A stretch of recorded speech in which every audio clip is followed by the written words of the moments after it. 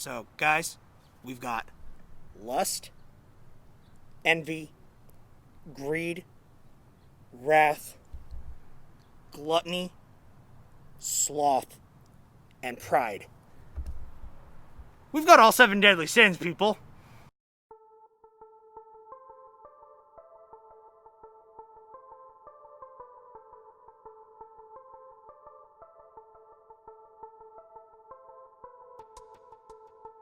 Hi, thanks for tuning in to Team Forbidden's YouTube page. It is I, Soto Summon the Fanatic. Please, kids, ladies and gentlemen, don't hail Satan. Satanism is bad. We don't want sacrifices here. Do not sacrifice to any sort of god whatsoever. That's not humanly nice. Let's just get into the deck profile. It's Darklords. Darklords got new support, and we had another version of this deck that was going to go up on the channel, but then it got brutally wrecked. And I had to figure out a way to fix it. So, first off, 3 Itchel. She's the only one that you run 3 of. She's your main draw card. Class C Darklord summons in the, or I guess if you want to go backwards, Class A. Discard her and another Darklord card to draw 2 cards. Or if she's on the field, you can pay 1,000 once per turn. Shuffle a Darklord spell or trap back in the deck. Class A Darklord has that effect. All of them do. Class B Darklord. Darklord Superbia, 2 of it because it's a little bricky at 3. We're not running trading in here. They're still in Blue Eyes right now, and I don't have any extra copies. 2 Darklord Nastin. Again, Class A Darklord. He basically helps you unbrick your hands, but he's a little cloggy at 3. Next, we have 2 Indulged Darklord. Don't know why she's not called Indulgent Darklord, but whatever. She's the new piece. She either gets a new piece to your hand that you're missing, such as like your Itchels or various other Darklord cards to get your combos going, and special summons a monster to their side as well, which you can do other stuff with as well. Basically gives you a monster, so that way you can special summon a monster from your deck with Morningstar. For the one-ofs, we have 1 Darklord Zerato, the actual first Darklord that was ever given the name Darklord. He's in there because you need another level 8, to potentially go into rank 8 plays. And let's be honest, Nergal is awful. Piercing, who cares? Next, 1 Capricious Darklord. You normally don't need her, but the ability to just tribute summon a fairy monster during your opponent's turn is just too good to pass up. And there will come situations where you probably want her, so I figure having at least 1 of her would be great. And finally, for the last Darklord monster, we have Lucifer himself, Darklord Morningstar. I've been in and out of taking this guy in and out of the deck in the past. Before he was kind of a lackluster boss monster, but because of the fusion card, you need to play him because of the bonus effect that the fusion card gets. So for extra fairies, we've got 3 Trickstar Nightshade. Yeah, you're seeing that right. Scott, the Trickstar hater, is running a Trickstar card. For one reason and one reason only. This card is a 1-card condemned Darklord.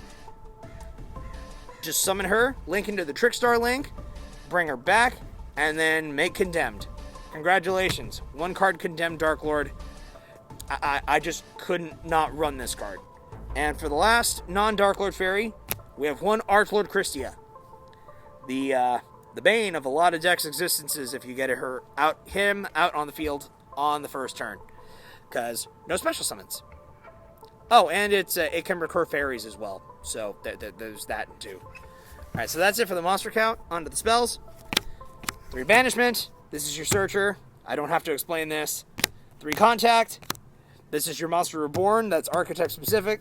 You need 3 of this. 1 actual Monster Reborn because we can have nice things. 1 Pot of Desires. A lot of you will probably argue that this deck does not need this card. You don't need Morningstar for the fusion to be like ultra super powerful, but it does work in this deck, and you run 3 or 2 of most of the stuff. You're rarely going to banish all of your combo pieces, although sometimes you might. But the other reason this works, it's a Faustian bargain card. Perfect for a devil deck. Speaking of devils, we have the Allure of Darkness. And 3 Be Gone, Demon Child, because getting Ash Blossomed really sucks. Alright, that's it for the spells.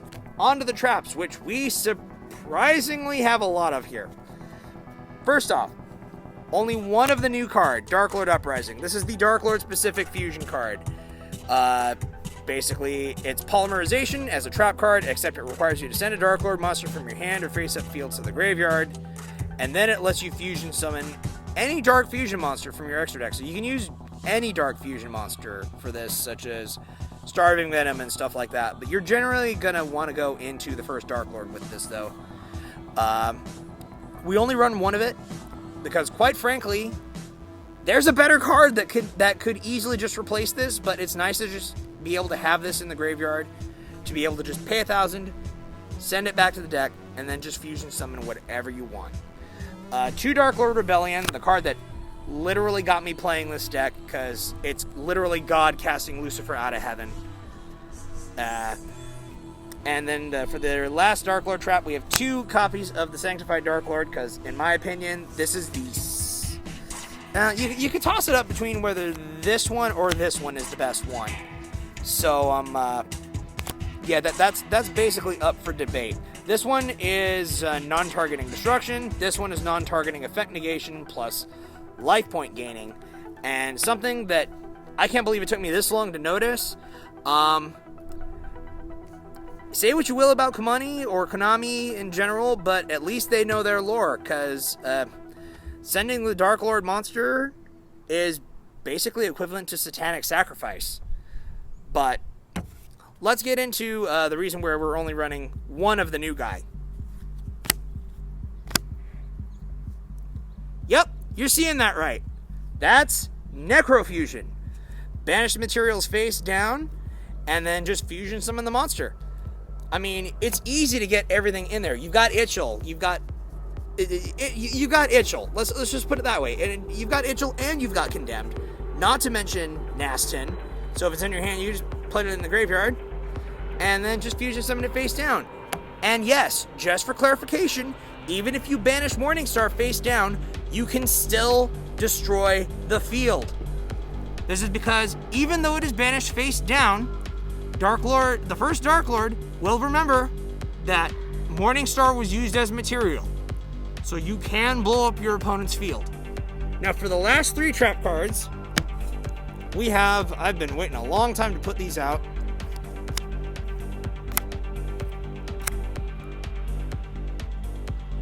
I mean, it gives you 5 copies of any of your traps. You've got 5 Rebellions, you've got 5 Sanctifieds, you've got 5 Necrofusions. The main problem that I had in the first build that we're not going to show on the channel was I would have part of my combo, but then when I got hand trapped, that was it. This makes it so I can fuse during my opponent's turn and disrupt their plays. It's mind-boggling. What's interesting was I found some Darklord deck profiles on the official card database that ran one of this, but literally none of them were running this, which, thinking about it, I think is a huge mistake. I mean, this thing literally, again, it's 3 extra copies of any trap card that you want It's so good, and it just makes it so you can just blow up your opponent's board on their turn. Alright, so that completes the main deck at 40 cards.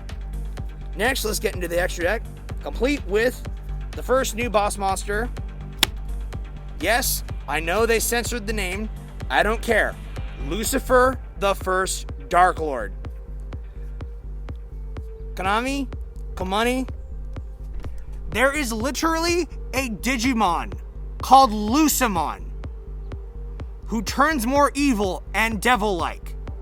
There is a Skull Satanmon. Name's not changed.